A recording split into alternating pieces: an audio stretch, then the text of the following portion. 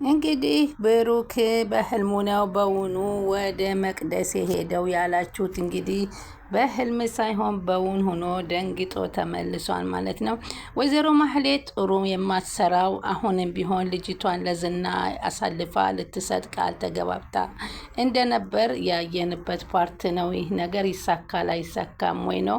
እንዲሁም ደግሞ ቅድስት እንግዲህ ምሳሌን ወንድም ሊወለድልሽ ትፈልጊያለሽ ወይ በመባባል ሲጠያየቁ ከማህሌት ቢወለድልሽ ስትላት ምሳሌም ችግር የለም ከማህሌትም ይወለድልኝ ስትል እንግዲህ አስተጋብታባታለች ማለት ነው። እና እንግዲህ ዝናም እንደምንም ብለሽ ወደ ብሩክ ተመለሽ እያለ የገፋፋት ማህሌትን ለራሱ ጥቅም እንደሆነ እየነገራት ነው። እሷም ስልችት ኑሮ ስላላት ወደ እሱ ተመልሳ ይቅርታ ካረገላት ጥሩ ህይወቷን ለመኖር እንደምትፈልግ ብትነግረውም እዛ ቤት የምትመልሽው እኔ ባልኩሽ መንገድ ልትሄጂ እንጂ አንቺ ባልሽው መንገድ አይደለም እያለ ዝና እያላት ነው። ምክንያቱም የሚወስዳት የራሱን ተልዕኮ እንድታሳካለት እንደሆነ ነው። እንዲሁም እንግዲህ ኤፍራታና መድብል በአንድ ካፌ ተገናኝተው እንግዲህ ተነጋግረዋል። ስለምን ተነጋገሩ? እንግዲህ በመድብልና በብሩኬ መካከል ላይ ክፍተት፣ ልዩነት ምንድን ነው የፈጠረባቸው የሚለውንና እስከ መጨረሻ ይዘንላችሁ መጥተናል። ተወዳጁና አስተማሪው ምሳሌ ድራማ ቀጣይ ፓርቲ ይዘን መጥተናል። ለቻናላችን አዲስ ከሆናችሁ ሰብስክራይብ፣ ላይክ፣ ሼር እያደረጋችሁ የአበረታቱን ማለት ነው። እንግዲህ መድብልና ኤፍራታም ተገናኝተው እንግዲህ ስለሚያስፈራራሽ እስከ መቼ ስትፈሪ ትኖሪያለሽ? ጥቁር አዝሙዷ ምስክርነት አንጭና መስክሪና ወደ ዘብጥያ እንውሰደው ሲላት ከዚህም በፊት ሂዳ ያደረገችው ነገር ስለሆነ ወደ ወንጀል የሰደዳት አሁን ድጋሚ ዝናን ለማጥቃት እንደምትፈራ እየተነበር እየነገረችው ቆይታ ስትስማማለች አትስማማ የሚለውን እናያለን ማለት ነው። እንግዲህ ስኬት፣ ነፃነት እያልሽ እዚህ አትቀመጪ ዝና ይፈልግሻል እና ወደ መኝታ ቤት ውሰጂ ነበር ያለቻት። እንግዲህ የታገተችውን ልጅ እንግዲህ እሷ ደግሞ በጣም ታሳዝኛለሽ፣ እንዴት እንዲታደርጊያለሽ? እኔ የዚህ ሰው አይደለሁም፣ አንቺም ሴት ነሽ፣ ሂጂ ወደ ክፍሉ ግቢለት፣ ለሱ አይፈልገኝም እንጂ ቢፈልገኝ እገባለት ነበር አለች ወይዘሮ ማህሌት። ውጭልኝ ስትል ነበረ ያሱ እንከፍነሽ አንቺ ነበር ያለቻት። ውጭልኝ አልፈልግም፣ እኔ ሴትነቴን አልሸጥም ነበር ያለቻት። እና እንግዲህ ዝና ደግሞ ገንዘብ ስጥኝ ስትለው ማህሌትን ምን ሰርተሽ አንቺ መሀይም ያችን እንኳ አንጭልኝ ብልሽ መቻ መጣሽልኝ ነበር ያላት። ሆኖም ግን እሷም ደግሞ ውብ ናት ግን ስትል ግን ከሉላ አትደርስም አለችው። አይ ከአንቺ እንኳን ከኔ ያላልሽ ነበር ያላት። ግን እኮ ሉላ በጣም ቆንጆ ናት፣ ሉላ ካልሆነች ነው እንጂ ይችንም እኮ እኔ አልፈልጋትም ነበር ያለው። ሆኖም ግን ልጅቷ በፍጹም ህይወቴ በጣም አልቆሽሽም የሚል አላማ ነበር ያለቻቸው። እንግዲህ ወደ ቅድስት በህልሙ ነው የሄደው ብሩክ እንጂ በውኑ አይሄድም ያላችሁ ነበራችሁ በኮመንት ላይ። እሱ እንግዲህ ፊት ለፊት መናገር ያቃተው ብሩኬ በተኛችበት ነበር ሂዶ እንግዲህ ያስደነገጣት። ስትነቃበት ለመሳም ሲያስብ ስትነቃበት ደንግጦ ሲሄድ እሷም ተነስታ በስማም ብላ ምንድን ነው ነጋ እንዴ ምንድን ነው ስትላረ ተኝ ገና ምራት አልበላንም ነበር ያላትና እንግዲህ ፊት ለፊት መናገር ያልቻለውን በህልሙ ሂዶ በእውኑ ሂዶ በተኛችበት ሊንገልጽ የፈለገበት መንገድ ነው። ዳጣም ደግሞ እንግዲህ ፖሊስ ስለምትፈራ እየተንበጨበጨች ትገኛለች። ደስ ትለኛለች። በነገራችን ላይ ፈታ ዘና ድምቀቷ የድራማው ድምቀት ዳጣ ናት። ምን እንደማያት ከሆነ ፖሊስ ፈርታ ሊያዙ ሄዱ ሲሏት አይደለም እባክሽ እያለ ቅድስትን ስጠይቃት ታዲያ ምን ሊያደርጉ ነው ሲል ዝናን አሳልፈው ሊሰጡት ነው። ዝና ነው እንጂ ወሰዳቸው፣ እሱ ዝና አልወሰዳቸውም በእግራቸው ነው የሄዱት ብትላትም ታዲያ ድሮስ ተሸክሞ አይወስዳቸውም እያለ በጣም ስትፈራ ነበርና እንግዲህ መቅደስና ማነው ብሩክና መድብል እንግዲህ እስከ መቼ ፈርተን እንዘልቃለን? ስለዚህ ቦታ እንልቀቅና ህይወት የመምራት እፈልጋለሁ ቤት እንልቀቅ በማለት ብሩክ ሀሳብ ያቀርባል። ሆኖም መድብል ግን እስከ መቼ ነው ቤት ልክ ስንቀይር የምንኖረው?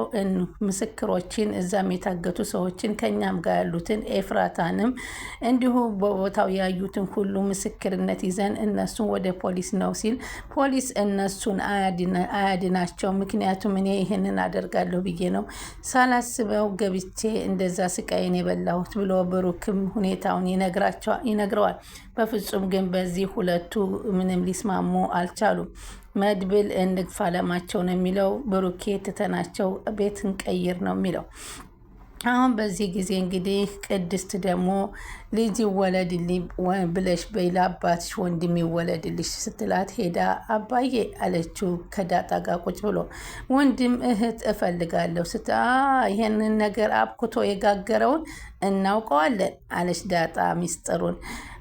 ትፈልጊያለሽ? ታዲያ ምን ችግር አለ? ይመጣልሻል ወንድምም ከፈለግሽ ሲላት፣ ታዲያ ከዚሁ ከቤት ካሉት ይጀመር በበሰለው ይጋገር እያለች እንግዲህ ዳጣ ሞራል እየሰጠች ነው። ቅድስትም እንግዲህ እኔ እናትሽ እንዲሆን ትፈልጊያለሽ ወይ ስትላት፣ አዎ ወንድ ልጅ ትወልጅልኛለሽ ወንድም ስትላት፣ ወንድም ሴትም ነው የምፈልገው፣ ሁለት ወንድ ሁለት ሴት አለች። እንግዲህ ስትላት፣ ለአባትሽ አታዝኒለትም እንዴ? ይህን ሁሉ ይችላል ወይ እያለቻት ነበረ። እኔ እኮ እንደውም ባለፈው ነግሮኛል መድብል አለቻት። ምሳሌ ለቅድስት ምን አለሽ አለቻት። የኔ አልበም የሚመረቀው የብሩክና የቅድስት ሰርግ ቀን ነው ብለዋል። ስለዚህ አንቺና አባባ እንደምትጋቡ እኮ ሰምቻለሁ፣ ግን መሀሌት ብትመጣ ትቀበያታለሽ ወይ ስትል፣ አዎን ያለችው ምሳሌ። እንግዲህ አሁን እዚህ ጋር ነው መውረድ። አሁን ምሳሌ እንግዲህ ልጅ ነው የምትፈልገው።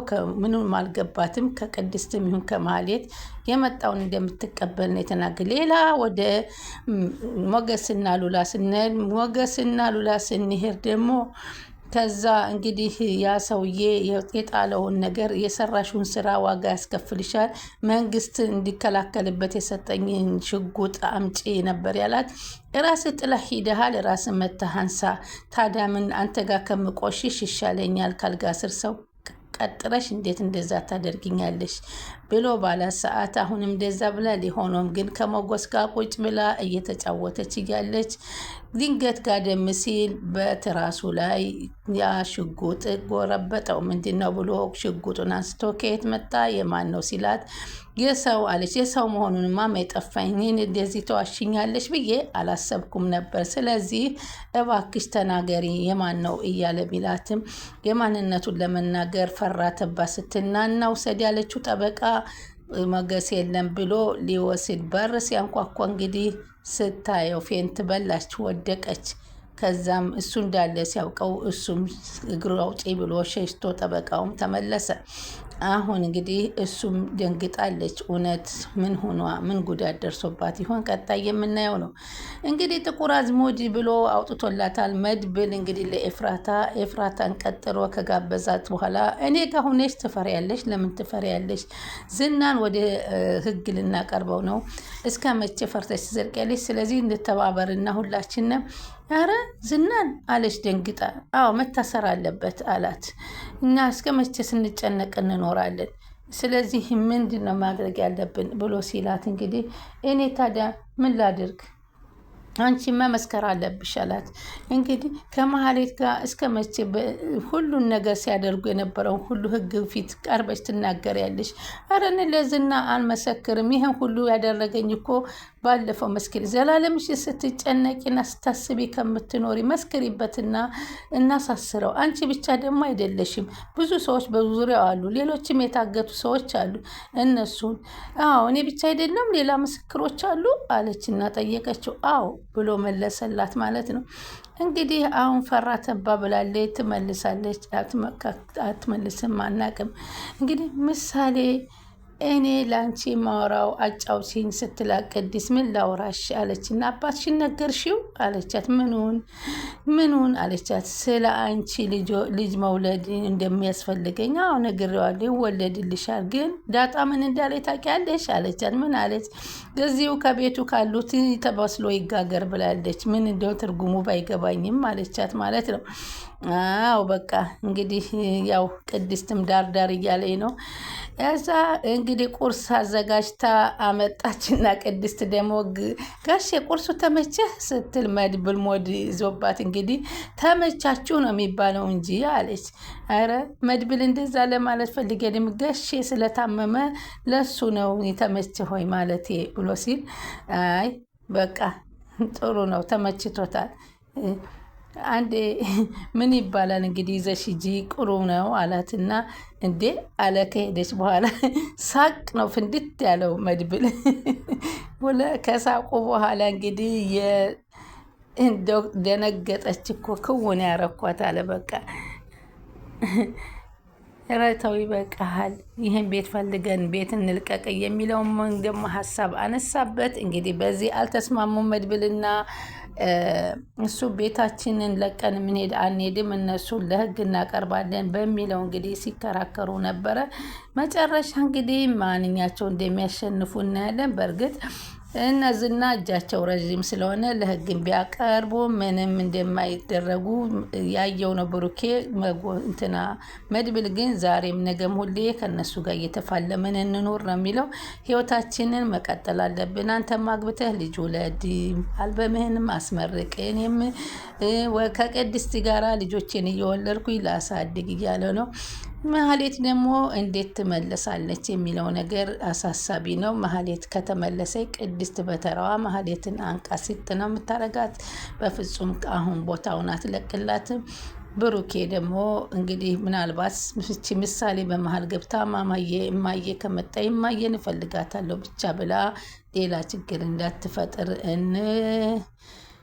እንለምናለን። መቼም እንግዲህ እሷ ለተልእኮ እንጂ የምትመጣው ለትዳርና ለሚስትነት ተጸጽታ እንዳልሆነ ተጸጽታለች። በእርግጥ ቢሆንም ግን ጸጸቱ ለጸጸቱ ሳይሆን የምትገቢው የኔን ስራ ልታካሂጅ ነው ስላላት ለዝና አካል ሰራሽ ደግሞ ሌላ ድጋሚ ችግር ከችግር ላይ ችግር ብሩኬ ሊወጣ ስለማይችል ከዚህ በኋላ ማህሌትንም ከሱ አርቆ ቅድስትን አግብቶ ሰላማዊ ህይወቱን መኖር ይመረጣል ብለን ነው የምናስበው። እናንተስ ምን ትላላችሁ? ሀሳብ አስተያየት ካላችሁ አስቀምጡ። ሉላ ለምን ለመጎስ ግልጹን አትነግረውም የምትሉን ልጆች አላችሁ። አዎ በትክክል ግልጹን ብትነግረው ይህን ያክል ርቀትም አይከድም ነበር። ሆኖም ግን ምን እንደሆነ ልትደብቀው የቻለችው ነገር ግራ እየተጋባ ነው። በእርግጥ ጓደኞቿ መርዞና ዳጣም ሰምተው ነበር። ዳጣ ከጊዜ በኋላ ትነግረዋለች ለሞገስ ብለን ነበር። ዳጣ ግን እሷም አልተናገረችም፣ ዝም ብላለች። ለመድብልና ለብሩክ እንኳ ብትነግራቸው እነሱ አንድ መፍትሄ ይፈልጋሉ ብለን እናስባለን። ቀጣይ እንግዲህ ምን ይፈጠራል የሚለውን አብረን እንጠብቃለን። ስለምትከታተሉኝ ከልብ አመሰግናለሁ። ላይክ ሼር እያደረጋችሁ ይጠብቁን።